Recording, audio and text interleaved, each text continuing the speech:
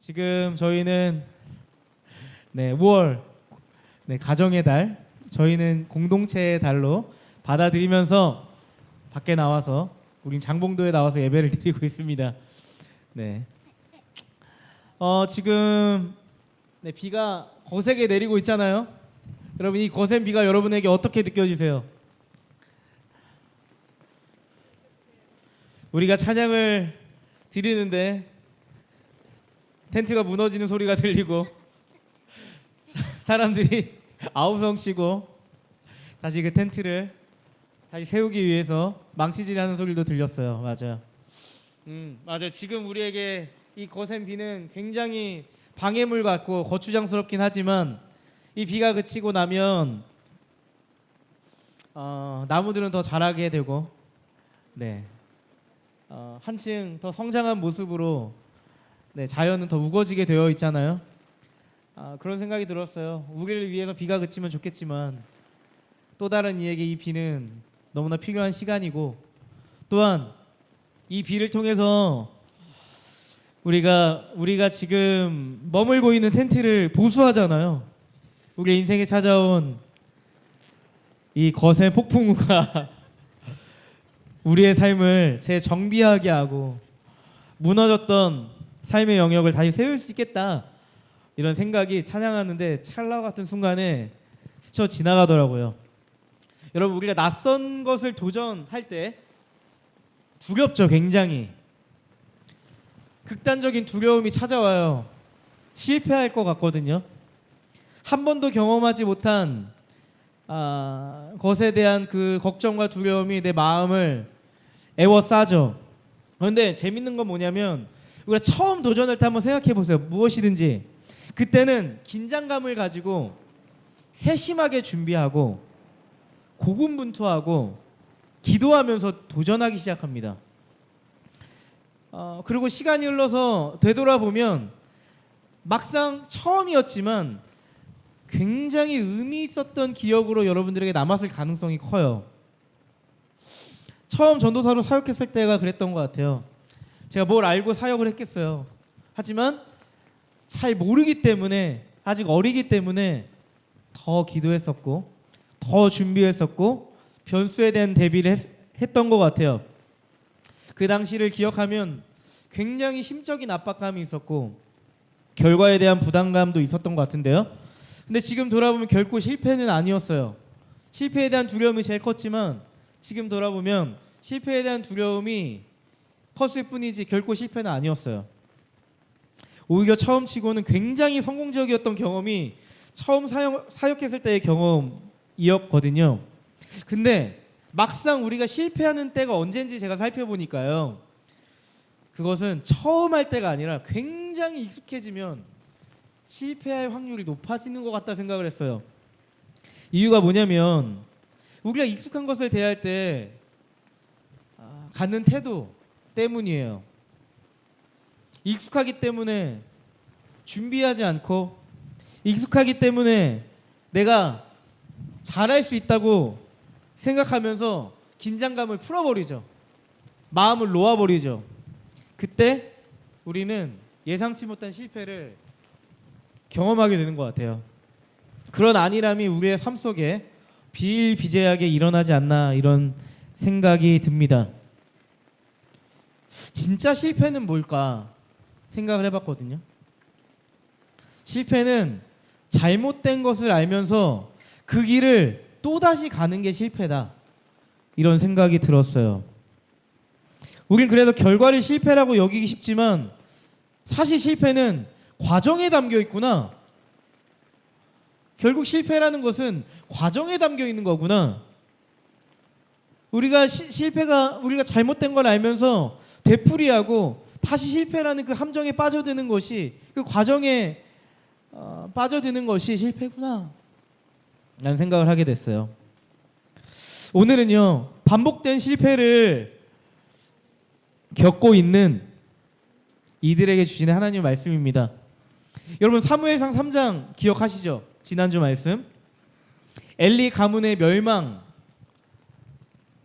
대한 선언으로 엘리 가문은 페이드 아웃 되고요. 그리고 사무엘이 소명을 받으면서 사무엘의 그 이야기가 페이드 인 됩니다. 맞죠? 이제 누구의 시대가 되었어요? 맞아요. 사무엘의 시대가 된 거예요. 그런데 사무엘상 4장은 조금 의아해요. 사무엘상 4장 1절 말씀 다 같이 읽어봅시다.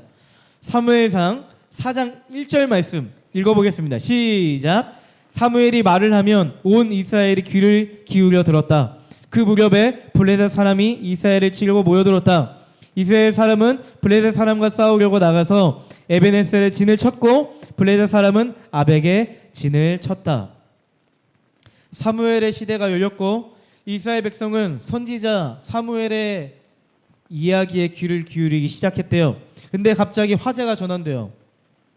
그 무렵에 블레셋이 이스라엘에 침공한 거예요.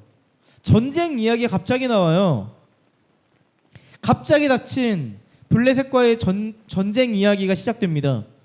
이런 생각이 들지 않아요? 엘리의 시대가 끝났고 사무엘의 시대가 열렸어요. 이제 하나님께서는 그 사무엘을 통해서 파죽 지세의 회복의 이야기가 펼쳐질 것 같단 말이에요.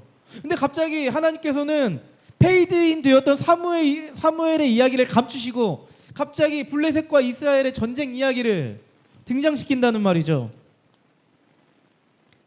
참 의아해요. 하나님은 사무엘 한 사람이 소명을 가지고 깨어있는 것에 집중하지 않았다는 사실에 대해서 우리는 알 수가 있어요. 여전히 하나님의 관심은 어디에 있을까? 깨어져 있는 이스라엘에게 있었던 거죠. 여전히 이스라엘 백성들은 소망 없는 상태에 머물러 있어요. 사무엘이 살아내야 할 현실이 깨어져 있는 이스라엘에게 있다는 것을 하나님이 주목하고 계신 거예요.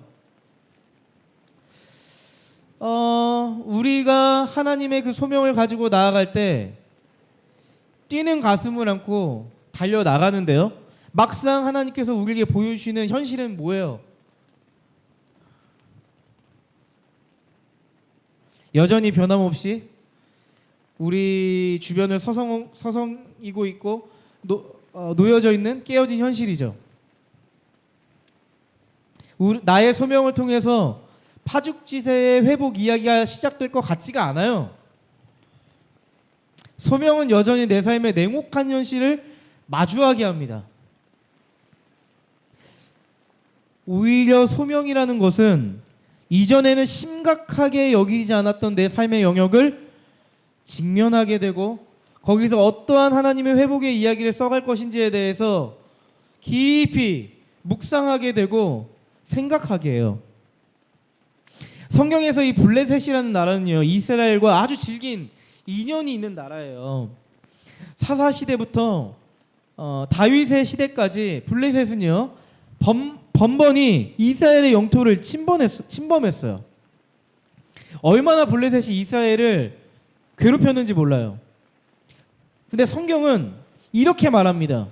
하나님은 블레셋을 이스라엘을 징계하는 도구로 사용하셨대요. 사무엘이 소명을 받고 이제 선지자로 당당히 살아가려고 하는 그때 블레셋은 이스라엘의 영토를 침공한 거예요. 근데 그 결과가 굉장히 참혹해요. 사무엘상 4장 2절인데요. 제가 읽어드릴게요. 블레셋 사람이 전열을 갖추고 이스라엘 사람을 치자 치열한 싸움이 벌어졌다. 이스라엘은 이 싸움에서 블레셋에게 졌고 그 벌판에서 죽은 이스라엘 사람은 4,000명쯤 됐대요. 4,000명이나 목숨을 잃어버렸대요. 아주 참혹한 현실이죠. 더욱 참혹한 현실이 뭔지 아세요? 전쟁에 패배한 병사들을 앞에 두고 패잔병들을 앞에 들고 이스라엘의 지도자들이 이런 얘기를 해요. 주님께서 오늘 우리가 블레셋 사람에게 지도록 한 이유가 뭘까? 하나님께서 오늘 이 블레셋과의 전쟁에서 우리가 지게 한 이유가 뭘까? 패배하게 하신 이유가 뭘까? 이런 논의를 해요. 여러분, 이 이스라엘의 지도자의 이야기가 여러분 어떻게 느껴지세요? 첫 번째 드는 생각은 신앙적인 것 같아요. 우리가 패배한 이유가 뭘까? 하나님께서 왜 우리를 패배하게 하셨을까? 일단은 하나님에 대한 해석을 갖다 붙이니까 신앙적인 해석을 하는 것 같아 보이지만 한 번 더 생각해 보면요, 굉장히 불신앙인 것 같다는 생각이 들어요. 전쟁의 패배의 원인이 누구에게 있다고 얘기하고 있어요? 네, 하나님께 있다고 이야기하고 있어요. 전쟁은 마치 하나님께 속해 있다는 고백처럼 느껴지지만 그들의 말에는 하나님 왜 우리를 패배하게 하신 거야? 하나님 왜 우리를 실패하게 하신 거야? 라고 하는 그들의 인생의 질문이 담겨 있다는 거예요. 하나님을 향한 원망이 담겨 있어요. 그런데 우리도 그런 것 같다는 생각이 들었어요. 내가 마음에 두던 일을 앞에 두고 그것이 잘못되고 내가 받아들이기 어려운 현실이 찾아오면 처음에는 어떻게든 그 상황을, 마주한 현실을 긍정적으로 해석해 보려고 노력하지만 결국 우리의 마음이 삐뚤어져서 하나님 왜 저에게 왜 이러시는 거예요? 이런 원망이 쏟아져 나올 때가 있어요. 저도 그럴 때가 있거든요. 한참 사역이 힘들고 더 이상 할 수 없겠다 싶을 정도로 고통스러울 때 결국 나를 힘들게 했던 사람들에게 향하던 그 화살이 누구에게 향했는지 아세요? 하나님께. 나를 힘들게 한 사람은 사람이었는데 결국 제가 원망했던 그 사람들이 아니라 하나님, 나를 보내신 하나님이었습니다. 맞아요. 모든 게, 우리 인생의 모든 것이 하나님의 계획 안에 있어요. 이것으로부터 우리의 신앙적 해석이 시작되어야 되는 게 맞아요. 근데 우리의 인생이 하나님의 계획 안에 있다는 것이 우리의 인생 안에 담겨있는 문제의 원인이 하나님이란 뜻은 아니잖아요. 하나님이 얘를 어떻게 하면 괴롭힐까? 어떻게 하면 넘어뜨릴까? 어떻게 하면 패배하게 하고 좌절하게 하고 실패하게 할 수 있을까? 그걸 계획하시는 하나님이 아니라는 사실에 대해서 우리는 인정하잖아요. 왜냐하면 하나님 선하시니까요. 하나님이 그러실 것 같다는 생각이 들어요. 얘는 꼭 문제만 생기면 나한테 뭐라고 그래. 모든 사람이 날 원망해. 나도 힘들어 하실 것 같다는 생각이 들었습니다. 지금 이스라엘의 지도자들은 하나님을 원망만 하고 있습니다. 정작 자신들의 문제가 무엇인지 그것을 알지 못했어요. 이들이 말이죠, 전쟁이 하나님께 속해 있다는 것을 진짜 믿고 그것을 신앙적으로 받아들였다면 그들이 먼저 해야 될 자세가 뭔지 아세요? 전쟁을 시작하기 전에 하나님께 물었어야 됐어요. 이거 굉장히 도전적인 신앙적 태도가 아니라 여태까지 이스라엘 백성들이 전쟁을 했을 때 루틴이 그랬단 말이에요. 전쟁 시작하기 전에 이들이 했던 건 군사를 준비하고 병력을 준비하고 무기를 준비하고 말을 준비한 게 아니고 이들이 준비한 게 뭔지 아세요? 하나님 앞에 엎드렸습니다. 하나님, 이 전쟁 어떻게 해야 됩니까? 우리의 힘으로는 결코 감당할 수가 없는데 하나님이 전쟁을 치러야 하는데 저희가 어떻게 해야 됩니까? 하나님의 능력이 필요합니다. 하나님, 저희가 어떠한 전략을 가지고 어떠한 지혜를 가지고 저들 앞에, 막강한 군사들 앞에 우리가 나아가야 되겠습니까? 그렇게 물었던 것이 이스라엘 백성의 전쟁의 스피릿이었단 말이에요. 그들의 전쟁의 역사였어요. 그것이 우리의 선조들이 살아왔던 전쟁의 이야기였단 말이에요. 근데 어느새부턴가 전쟁을 앞두고 하나님께 묻지 않습니다. 이 전쟁을 어떻게 해야 될지, 하나님이 어떠한 전략을 가지고 저들을 마주 대하고 전쟁을 치러야 될지 지혜를 구하지 않아요. 여러분, 그렇게 타락했다고 하는 사사시대에도 적어도 사사들은요, 전쟁에 나가기 전 하나님께 물었대요. 그런데 이들은 지금 블레셋이 코앞에 놓여 있고 전쟁의 위기로 인해 수많은 백성들이 죽어가고 있어요. 4,000명이나. 그런데 지금도 여전히 하나님께 묻지 않습니다. 기도하지 않아요.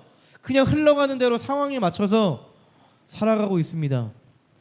언젠가부터 이스라엘의 지도자들을 비롯한 이스라엘 백성들은 하나님과 소통하지 않습니다. 우리가 지난 풍삼초 모임을 통해서 우리가 하나님에 대해서 배웠잖아요. 하나님은 어떠한 하나님이세요? 하나님은 소통하는 하나님이십니다.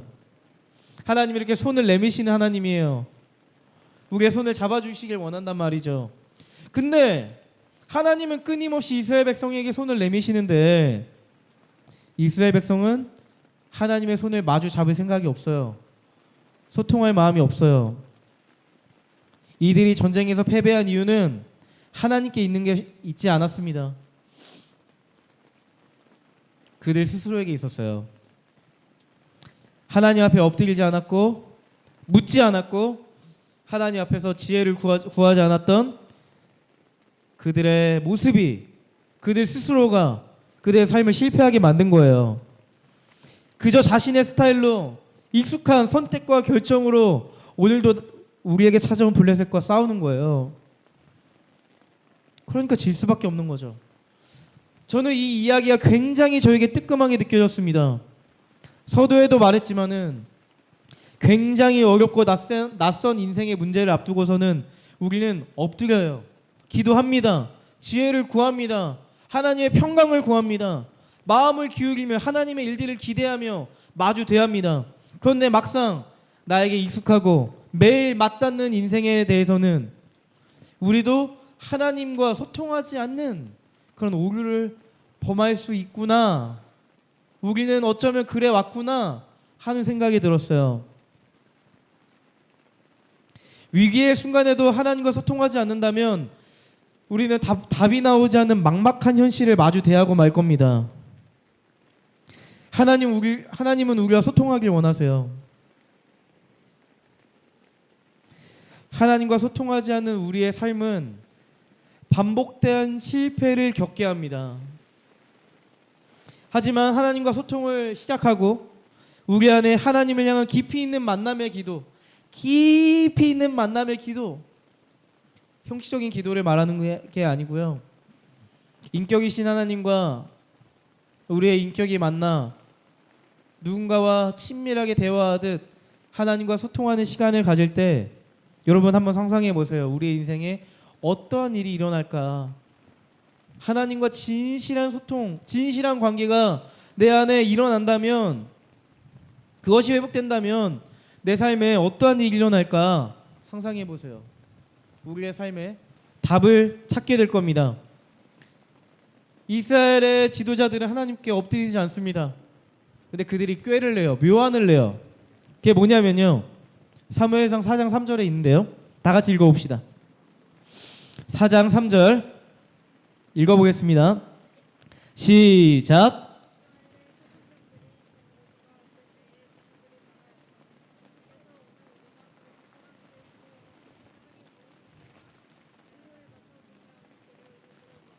우리 가운데 있게 하여 우리를 원수의 손에서 구하여 주도록 하자. 어떤 결정을 합니까? 맞아요. 실로에서 언약궤를 가져와서 블레셋과 전투하자. 그러면 하나님 우리를 구원해 주실 거다. 전쟁터에 언약궤를 가져오재요. 왜 그런 생각을 했을까요? 언약궤가 의미하는 바가 뭘까요? 맞아요. 하나님의 임재, 하나님의 함께하심. 그들이 이런 생각을 한 거죠. 언약궤를 가져온다면 하나님 함께하셔서 우리는 이길 거야 라고 생각한 거예요. 근데 그 언약궤가 올 때 언약궤만 오지 않습니다. 그 언약궤를 에스코트할 때 누가 온지 아세요? 홈리와 비느하스. 굉장히 찝찝하죠. 그렇죠? 언약궤만 온다고 했을 때 느낌이 뭔가 좋아요. 뭔가 반전의 일이 일어나나? 뭔가 역전이 일어나나 싶은데 언약궤를 가지고 오는 게 홈리와 비느하스라는 게 굉장히 찝찝해요. 언약궤만 왔으면 좋겠어요. 그죠? 언약궤가 들어오니까 이스라엘 백성들이 환호했대요. 근데 그 환호성이 얼마나 컸냐면 적진에 있는 블레셋 사람들이 다 들릴 정도로 그 환호성이 컸다는 거예요. 그러니까 이스라엘 백성들이 뭘 확신한 거예요? 언약궤가 들어온다면 우리는 전장에서 승리했다. 우리 과거에는 4천 명이 죽었지만은 이제는 우리의 4천 명이 아니라 블레셋의 4천 명이 죽을 것이다. 그렇게 환호했던 거죠. 그 환호성을 들은 블레셋 사람들의 반응이 뭔지 아세요? 큰일 났다, 어떡하냐. 굉장히 두려워했다고 하던 거예요. 왜냐하면 블레셋 사람들은 사사시대부터 전쟁을 하면서 하나님이 이스라엘이 믿는 그 하나님이 어떠한 존재인지 얼추 알아요. 선조들한테 들었어요. 하나님이 나서면 이 이스라엘이라는 민족은 군사력으로 이기는 게 아니라 기상천외하게 이긴단 말이에요. 큰일 났다. 이 전쟁 큰일 났다 싶은 거죠. 그런데 블레셋의 분위기가 굉장히 묘해져요. 자, 9절 말씀인데요. 9절 말씀 다 같이 읽어볼게요. 시작. 블레셋 사람들아 대장부답게 힘을 내어라. 세 번역입니다. 그렇지 않으면 히브리 사람이 우리의 종이 되었던 것처럼 우리가 그들의 종이 될 것이다. 너희는 대장부답게 나가서 싸워라. 어떤 일이 일어나죠? 그들의 두려움이 변하여 갑자기 극강의 의지. 군사들아 일어나라. 대장부들아 일어나라. 힘을 내자. 대장부답게 힘써 싸워 이기자. 엄청난 동기부여가 일어나요. 언약궤 때문에 이스라엘 백성보다 더 큰 동기부여가 돼가지고 전쟁에 대한 엄청난 의지를 갖게 합니다. 블레셋은 모두 하나가 되어가지고 죽기 살기로 전쟁한 게 아니라 죽기로 결정하고 전쟁에 나서는데 어떤 결과가 나섰을까요? 언약궤와 죽기로 결정하고 나선 블레셋과의 싸움, 누가 이겼을까요? 누가 이겼을까요? 궁금하죠? 여러분 10절 말씀 읽어볼까요? 10절 말씀, 11절 말씀 읽어보겠습니다. 시작. 그런 다음에 블레셋 사람이 전투에 임하니 이스라엘이 져서 제각기 자기 장막으로 달아났다. 이스라엘은 이때 아주 크게 져서 보병 3만 명이 죽었다. 하나님의 궤를 빼앗겼고 엘리의 두 아들 홈니와 비나스도 이때 전사하였다. 사랑하는 동료들 3만 명이 죽습니다. 언약궤도 빼앗깁니다. 대제사장의 후계자인 홈니와 비나스도 이때 죽습니다. 이스라엘은 언약궤를 붙들고 치열하게 싸웠지만 그 결과는 처절한 패배였어요. 사랑하는 동료도 잃고 언약궤도 빼앗기고 두 제사장도 죽어버리고 너무나도 큰 아픔과 손실을 겪고 맙니다. 이스라엘은 굉장히 하나님께 서운했을 거예요. 하나님, 전쟁터에 하나님의 임재의 상징인 언약궤를 가져왔잖아요. 함께 해주셔야죠. 왜 우리를 패배하게 합니까? 이 전쟁을 우리가 잃은 게 너무나도 많아요. 우리도 이런 경험을 할 때가 있는 것 같아요. 하나님 기도했잖아요. 특별히 작정 기도도 했고 작정 헌금도 했고 매일 큐티도 했고 공동체에서 문제도 일으키지 않고 불평불만하지 않으면서 뭐든지 순조롭게 하나님 앞에 헌신했잖아요. 그렇게 시험 준비했잖아요. 그런데 왜 이런 결과를 주시는 거예요? 정말 너무하시는 거 아니에요? 정말 저한테 이러시기에요? 저도 그런 경험이 있는데요. 우린 그때 실패 때문에 힘든 게 아니라 하나님께 배신당한 것 같고 하나님께 버림당한 심정 같아서 더 힘들었던 것 같아요. 그런데 여러분, 여기가 핵심이에요. 오늘 말씀에 여기서 우린 질문해 봐야 됩니다. 진짜 하나님이 실망스러운가? 하나님이 진짜 실망스러운 분인가? 아니면 내가 만든 하나님에 내가 실망한 건가? 지금 이스라엘 백성은요, 자신들이 생각한 하나님에게 삐지고 화난 거예요. 언약궤가 있으면 전쟁에 이기겠다고 생각해버린 거예요. 그들은 그저 자신의 앞에 둔 문제 앞에, 위기 앞에 하나님을 이용했을 뿐 진짜 하나님을 의지하거나 신뢰하지 않았습니다. 그런데 하나님은 이스라엘 백성에게 결코 이용당하지 않으세요. 하나님은 결코 우리에게 이용당하는 분이 아닙니다. 언약궤는 하나님의 임재를 상징한다고 했죠. 늘 하나님은 언약궤가 함께할 때 하나님과 함께 하셨지만 지금 이 순간에는 하나님은 이스라엘 백성과 함께 하시지 않았습니다. 하나님이 이스라엘이 만들어 놓은 신이 아니었음을 그들에게 알려주고 싶었던 거예요. 우리가 하나님께 서운한 이유가 여기 있습니다. 우리가 하나님께 기도했지만 기도에 응답받지 못하는 이유가 저는 여기 있다고 생각했습니다. 나에게 당면한 과제에 쫓기고 해결해야 될 문제에 억눌리고 반드시 통과해야 할 테스트를 앞에 두면 우리는 굉장히 일방적으로 하나님께 반응하는 경향이 있어요. 자기 중심성이 극대화돼요. 근데 이 자기 중심성은 나 자신에게도 너무 박하게 굴고 너 그것밖에 못해, 너 왜 그것밖에 안 되니 하며 나에게 원망하고 가족들도 원망스럽고 타인에게도 그렇게 행동하는 측면이 있는데요.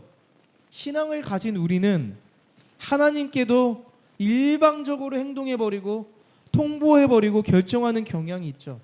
그리고 우리는 이렇게 생각해버립니다. 편하게 내가 생각한 것처럼 하나님도 그렇게 하셔야 돼. 내가 이렇게 생각한 순간 하나님도 반드시 그렇게 하셔야만 해. 그렇게 자기 중심적인 생각을 가지고 하나님을 생각하고 판단해 버립니다. 여러분 한번 생각해 보자고요. 지금 여러분 누군가가 나와 관계 맺으려고 하는 그 이유가,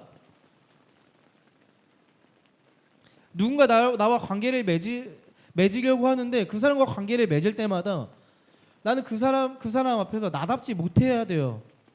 계속 그 사람과 맞추려고 노력을 해야 돼요.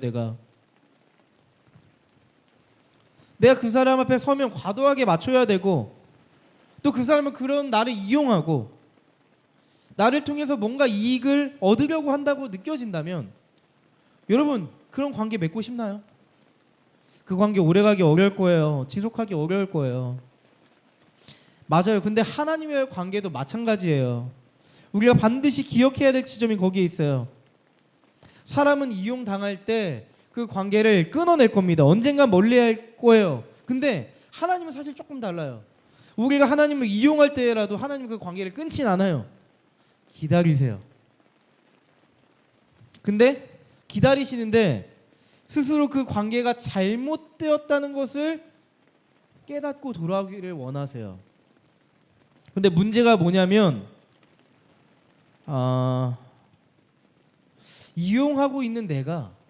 하나님을 이용하고 있는 내가 하나님과의 그 관계의 피상성 때문에 목적을 어느 정도 달성하면 하나님을 멀리한다는 거예요.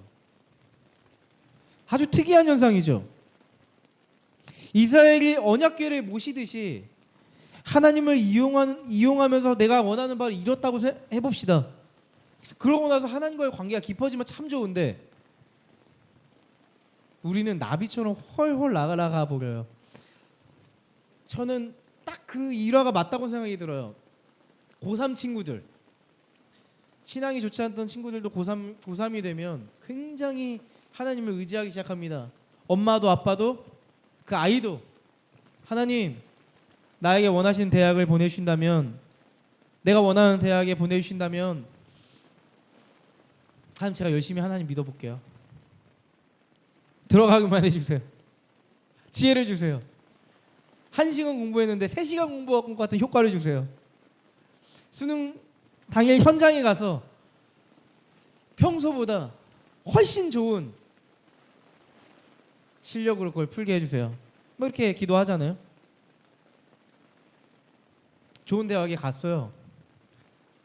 대학에 입학하기 전까지는 굉장히 교회도 열심히 나가보고 공동체 생활도 열심히 하다가 이제 OT가 시작되면 위기가 찾아옵니다. 학교 OT가 시작되고 대학 생활이 시작되면 그 아이는 훨훨 날아서 나비처럼 사라져 버립니다. 하나님과 관계에서 자기 중심적 관계를 벗어나지 못한다면 우리도 막상 나에게 마주대한 현실 앞에 하나님을 의지하다가 이용하다가 하나님과의 그 관계의 피상성으로 인해서 재미없잖아요. 이제는 하나님과의 관계가 붙잡을 이유가 없잖아요. 헐헐 날아가 버리는 거죠. 그때 우리는 우리의 삶에 시작된 반복된 실패를 멈출 수가 없는 거죠. 여러분, 사무엘이 지금 회복해야 할 이스라엘이 지금 그렇습니다. 이스라엘은 지금 자신들이 뭐가 어디서부터 어떻게 잘못됐는지도 몰라요. 그런데 사무엘은 지금 이스라엘에 놓여 있는 이 은밀한 문제, 하나님과 결코 소통하지 않고 문제 앞에 하나님을 이용하고자 했던 그들의 은밀한 부분부터 회복시켜 가야만 했어요. 우리가 하나님의 소명을 가지고 우리에게 맡겨진 그 부르신 곳으로 갑니다. 근데 막상 우리가 먼저 회복시켜야 될 부분은요, 내가 지금 소명을 감당해야 될 그 영역이기 이전에 내가 미쳐보지 못했던 내 삶이에요. 나를 먼저 바꾸어 가야 되는 부분이에요. 내가 알고 있었지만 바꾸는 것에 대해서 주저하고 있었던 내 삶의 치부들을 바꿔가는 것부터 하나님은 그 소명을 시작하기를 원하시는 거죠. 하나님과의 소통이 시작될 때 하나님께서 우리에게 말씀하실 거예요. 유은아, 너 안에 있는 이 부분이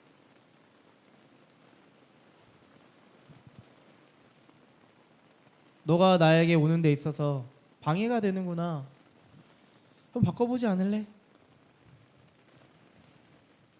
하나님의 그 마음의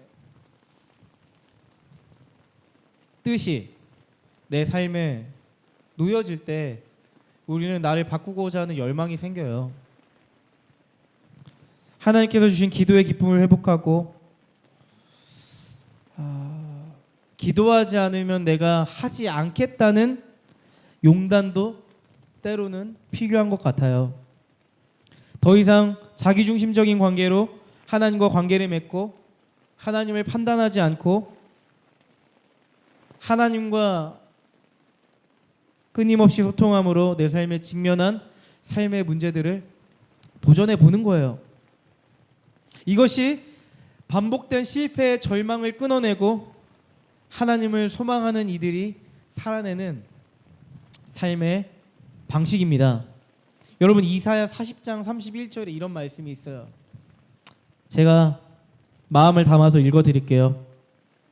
오직 주님을 소망으로 삼는 사람은 새 힘을 얻으리니 독수리가 날개치며 솟아오르듯 올라갈 것이요 뛰어도 지치지 않으며 걸어도 피곤하지 않을 것이다. 오직 주님을 소망으로 삼는 사람은 위로부터 임하는 힘이 우리에게 주어진다는 거예요. 마치 독수리가 날개치며 비상하듯 반복된 실패를 딛고 다시 솟아오르는 그 아름다움을 우리가 보게 될 줄 믿습니다. 우리의 맡겨진 삶의 현실이 지칠 거예요. 힘들 거예요. 열심히 노력하고 애쓰며 우리가 하나님의 소명을 가지고 달려왔지만 크게 변하지 않는 현실 앞에서 때론 지칠 수도 있어요. 하지만 하나님을 소망함으로 우리가 여호와를 사랑함으로 우리의 삶을 살아갈 때 다시 일어날 수 있는 힘을 주실 줄 믿습니다. 우리가 피곤하고 지쳐있을 그때 다시 우리의 삶의 생기를 그 영혼의 호흡을 불어 넣으실 줄 믿습니다. 하나님을 사랑하고 하나님과 소통하는 것이 우리의 삶의 소망이 피어나는 길임을 알고 맡겨진 삶을 묵묵히 살아내는 우리 소망하는 교회가 되기를 간절하게 소원합니다.